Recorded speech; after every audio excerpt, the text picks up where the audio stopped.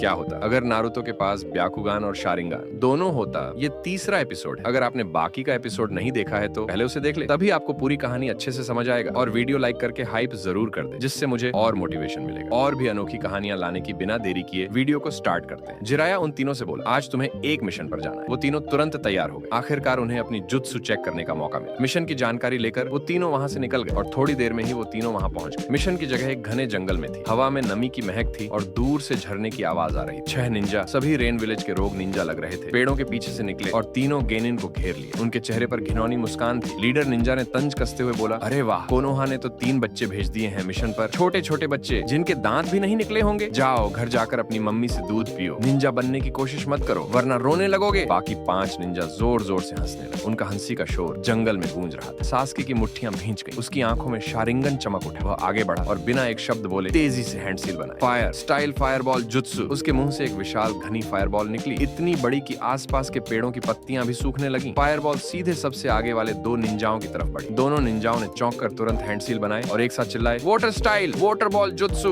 उनके मुंह से पानी की मोटी दीवार उठी जो फायरबॉल से टकराई। जोरदार भाप का गुब्बार उठा और जंगल में सफेद धुआं फैल गया। फायरबॉल का ज्यादा हिस्सा पानी से काउंटर हो गया, लेकिन सास्के की फायरबॉल इतनी ताकतवर थी कि पानी की दीवार पूरी तरह नहीं टिक पाई। थोड़ी आग आगे निकल गई और दोनों निंजाओं को लगी। उनके कपड़े जलने लगे। हाथ पैर पर लाल लाल बर्न के निशान पड़ गए। त्वचा पर छाले उभर आए। दोनों दर्द से चीखे और पीछे हटे, लेकिन अभी भी खड़े होकर लड़ने के काबिल थे। बच्चों की आग भी जलाती है, लीडर निंजा ने दांत पीसते हुए कहा। नारुतो मुस्कुराया और अपनी तलवार निकाल ली। उसने एक कुंजी पर फ्लाइंग थंडर गॉड की मार्क लगाई और पलक झपकते ही 2 अन्य निंजाओं के बीच पहुंच गया। तलवार की चमक के साथ 2 कट। दोनों निंजा जोर से चीखे और खून बहाते हुए जमीन पर गिर पड़े। नारुतो फिर से मार्क पर टेलीपोर्ट होकर सुरक्षित जगह पर आ गया। हिनाता ने शांत भाव से अपना ब्याकुगान एक्टिवेट किया। उसकी आंखों में नीली नसें उभर आई। वह तेजी से एक निंजा के पास पहुंची और जेंटल फिस्ट की स्ट्राइक से उसके चक्र पॉइंट्स बंद कर दिए। वह निंजा पुतले की तरह गिर पड़ा। उसका शरीर सुन्न हो गया। अब सिर्फ 3 निंजा बचे, जिनमें से 2 दर्द से कराह रहे थे। लीडर निंजा गुस्से में बोला, इन बच्चों को सबक सिखाओ। एक निंजा ने पीछे से हिनाता पर हमला किया। उसने हाथ में सैनबॉर्न सुइयां फेंकी। हिनाता ने रोटेशन का इस्तेमाल करके ज्यादातर सुइयों को ब्लॉक कर दिया, लेकिन 2 सुइयां उसकी रोटेशन की स्पीड से तेज निकल गई। एक उसके कंधे में और दूसरी पेट में गहराई तक घुस गई। सुइयों पर तेज जहर लगा हुआ था, रेन विलेज का स्पेशल पॉइजन। हिनाता जोर से चीखी। उसका ब्याकुगान डीएक्टिवेट हो गया और वह घुटनों के बल गिर पड़ी। उसका चेहरा पीला पड़ गया, होंठ नीले हो गए और सांसें रुक रुक कर आने लगी। खून तेजी से बह रहा था। हिनाता! सास्के की आवाज में दर्द और गुस्सा दोनों थे। वह दौड़कर हिनाता के पास पहुंचा और उसे गोद में उठाया। हिनाता की आंखें बंद हो चुकी थीं, शरीर ठंडा पड़ने लगा था। सास्के को लगा कि उसकी टीम की साथी, उसकी दोस्त मर गई है। उसका दिल जैसे फटने लगा। आंखों से आंसू छलक आए। उसकी शारिंगन तेजी से घूमने लगी। 3 तोमोए एक में मिल गए और एक अनोखा डरावना पैटर्न बन गया। मांगे क्यों शारिंगन जागृत हो गया। सास्के की आंखों से खून की आंसू बहने लगी। उसने जोर से चीख मारी, इतनी जोरदार कि आसपास के पक्षी उड़ गए। अमातेरासु! काली आग बाकी बचे। तीनों निंजाओं पर छा गई। अमातेरासु को कोई वाटर स्टाइल काउंटर नहीं कर सका। काली लपटें उनके शरीर को निकल गई। वे चीखते चिल्लाते, हाथ पैर पटकते राख के ढेर में बदल गए। जंगल में जलने की बदबू फैल गई। लेकिन मांगे क्यों शारिंगन का पहला इस्तेमाल सास्के के लिए बहुत भारी था। उसकी आंखों में जलन हुई। चक्र तेजी से खत्म हो गया। उसका शरीर लड़खड़ा गया और वह हिनाता के पास ही बेहोश होकर गिर पड़ा। नारुतो यह सब देख रहा था। जब उसने देखा कि हिनाता और सास्के दोनों जमीन पर पड़े हैं, उसका गुस्सा आसमान छूने लगा। उसके शरीर से लाल नारंगी चक्र बाहर निकलने लगा। पहले एक पूंछ बनी, फिर 2, 3, 4 पूंछ वाली क्लोक फॉर्म में। नारुतो पूरी तरह बदल गया। उसकी आंखें लाल हो गईं, नाखून और दांत नुकीले। वह दहाड़ मारकर राख के ढेर की तरफ बढ़ा, जैसे अभी भी दुश्मन जिंदा हो। उसका चक्र इतना खतरनाक था कि आसपास की घास जलने लगी। लेकिन तभी नारुतो की अंदर की दुनिया में सब कुछ बदल गया। अचानक चारों तरफ पानी और अंधेरा। सामने विशाल लोहे की सलाखों वाला गेट। गेट के पीछे कुरामा गुस्से में दहाड़ रहा था, लेकिन आज गेट के पास कोई और भी खड़ा था। शिसुई उच्चिहा शांत मुस्कान के साथ। शिसुई! नारुतो हैरान होकर बोला। उसकी आवाज में कुरामा का गुस्सा भी घुला हुआ था। शिसुई ने मुस्कुराते हुए कहा, हाय नारुतो, समय बहुत कम है, इसलिए जल्दी सुनो। जब मैंने तुम्हें अपना शारिंगन दिया था, तब मैंने उसमें अपना थोड़ा सा चक्र और अपनी कुछ यादें भी डाल दी थी। वो चक्र आज जाग गया है क्योंकि तुम्हारा गुस्सा और कुरामा का चक्र मिलकर बहुत खतरनाक हो रहे थे। अगर तुम ऐसे ही आगे बढ़ते तो कोनोहा को ही खतरा हो जाता। नारुतो ने पूछा, तुम यहाँ कैसे?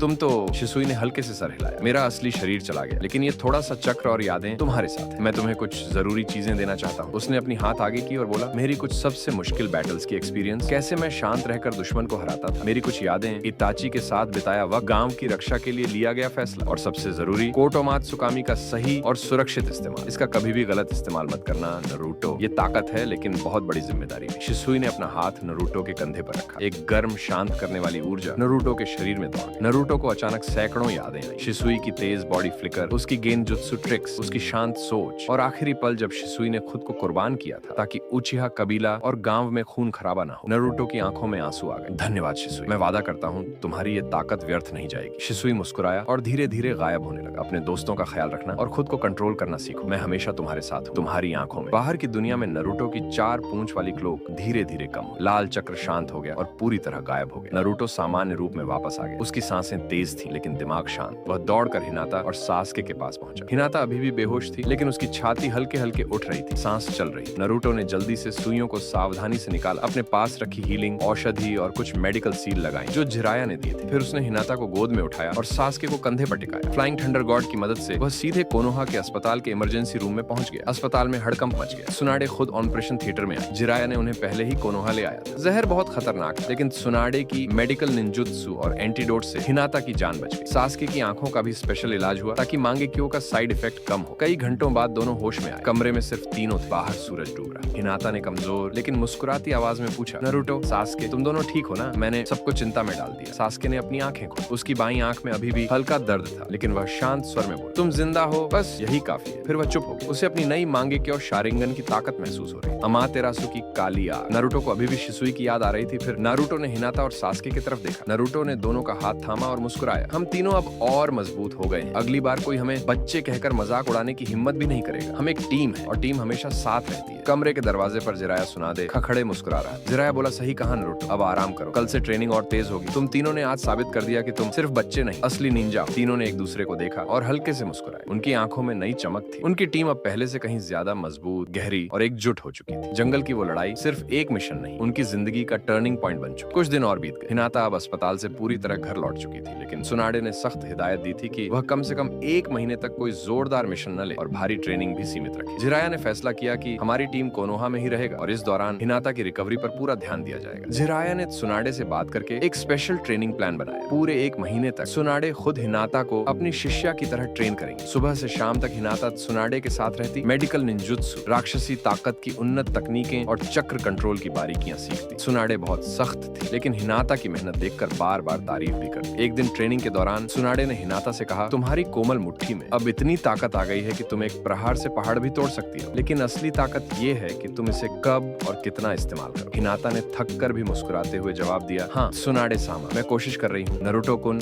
और सास्के कुन का इंतजार कर रही हूँ। दूसरी तरफ जिराया ने नारुतो और सास्के को बुलाया और बोला, हिनाता को पूरी तरह ठीक होने में समय लगेगा। तुम दोनों मेरे साथ उजुमाकी क्लेन के में टेंपल चलो। उजुमाकी क्लेन के कुल गुप्त ठिकाने पर जाना जरूरी है। वहाँ उजुमाकी क्लेन की विरासत नारुतो का इंतजार कर रही है। हिनाता यहाँ सुनाडे के साथ सुरक्षित रहेगी। नारुतो थोड़ा उदास हुआ लेकिन समझ गया। उसने हिनाता से मिलकर कहा, 1 महीना जल्दी बीत जाएगा, तुम अच्छे से ट्रेनिंग करो, मैं वहाँ से कुछ खास लेकर आऊँ। हिनाता ने मुस्कुराकर सर हिलाया, मैं इंतजार करूंगी नारुतो कुन, तुम दोनों संभल कर जाना। इस तरह जिराया, नारुतो और सास्के तीनों उजुमाकी देश की ओर रवाना हो गए। रास्ता लंबा और खतरनाक था। समुद्र की तेज लहरें, पुराने जाल और भटकाने वाली मुद्राएं, लेकिन जिराया की अगुवाई में वे सुरक्षित पहुंचे। पुराने उजुमाकी गांव के खंडहरों में वे उस विशाल जर्जर मंदिर जैसे भवन तक पहुंचे। दीवारें उजुमाकी सर्पिल चिन्हों से भरी थीं। नारुतो ने अपना खून एक प्राचीन मुद्रा पर लगाया। जमीन कांपी और गुप्त द्वार खुल गए। अंदर का हॉल वैसा ही था जैसा जिराया ने बताया था। बीच में पत्थर के चबूतरे पर लाल मूंगे जड़ी प्राचीन तलवार रखी थी, अशिना उजुमाकी की पौराणिक तलवार। उसके चारों ओर चक्र श्रृंखलाओं की पुरानी मुद्रा चमक रही थी। जिराया नारुतो को बताया, यही वो तलवार है जिसे अशिना उजुमाकी इस्तेमाल करते थे। उसके बाद इस तलवार को कोई भी हासिल नहीं कर पाया। इसके बारे में ऐसा कहा जाता है, ये तलवार अपना मालिक खुद चुनती है। तभी उस तलवार में हलचल होने लगा। नारुतो आगे बढ़ा और तलवार को छुआ। जैसे ही उसकी उंगलियां तलवार पर पड़ी, उसके शरीर से लाल चक्र की श्रृंखलाएं जोर से बाहर निकली। 2, 4, 8, कुल 10 मोटी चमकदार चक्र श्रृंखलाएं उसके चारों तरफ नाचने लगी। हवा कटने की तेज आवाज आने लगी। जिराया हैरान हो गया और अपने मन में ही बोला, नारुतो, तुम्हें इस तलवार ने खुद चुना है। फिर मुस्कुराया और नारुतो से बोला, हो गया, शुद्ध उज्जुमाकी रक्त पूरी तरह जाग गया है। अब तुम वज्र बंधन श्रृंखला का पूरा इस्तेमाल कर सकते हो। ये श्रृंखलाएं किसी भी चक्र को बांध सकती हैं, पूंछ वाले राक्षसों को भी कैद कर सकती हैं। नारुतो ने तलवार उठाई। तलवार उसके हाथ में ऐसे फिट हुई जैसे उसकी अपनी आत्मा का हिस्सा। उसने हवा में एक झटका मारा और श्रृंखलाएं तलवार से जुड़ गईं। अब दोनों एक साथ काम कर रही। सास्के ने शांत स्वर में कहा, अब तुम वाकई खतरनाक हो गए हो नारुतो। नारुतो ने मुस्कुराते हुए तलवार कमर पर बांध ली और बोला, ये हिनाता के लिए भी है। जब हम लौटेंगे तो हमारी टीम पहले से कहीं ज्यादा मजबूत हो। जिराया ने दीवार से एक पुराना स्क्रॉल निकाला। उज्जुमाकी क्लेन की उन्नत मुद्रा तकनीकें। उसने नारुतो को देते हुए कहा, ये सब तुम्हारा हक है, इन्हें अच्छे से सीखना। वापसी का रास्ता आसान था। नारुतो अब चक्र श्रृंखलाओं से खुद को और साथियों को तेजी से ले जा सकता था। कोनोहा लौटते ही जिराया ने होकागे को रिपोर्ट दी। हिरुजन खुश हुए और बोले, नारुतो अब उज्जुमाकी क्लेन का सच्चा वारिस है। उसकी श्रृंखलाएं और अशिना की तलवार कोनोहा के लिए बहुत बड़ी ताकत। 1 महीना पूरा होने पर हिनाता की ट्रेनिंग भी खत्म हुई। सुनाडे ने अंतिम दिन हिनाता को गले लगाकर कहा, तुम अब मेरी सबसे अच्छी शिष्या हो। राक्षसी ताकत और कोमल मुट्ठी का संयोजन, तुम अनोखी हो। उसी शाम तीनों फिर मिले ट्रेनिंग ग्राउंड पर। नारुतो ने अपनी नई तलवार और चक्र श्रृंखलाएं दिखाई। हिनाता ने अपनी नई राक्षसी ताकत से एक बड़ा पत्थर एक उंगली से उठाकर दिखाया। सास्के ने मुस्कुराते हुए कहा, अब हम तैयार हैं। नारुतो जोर से हंसा, टेट्टे बायो,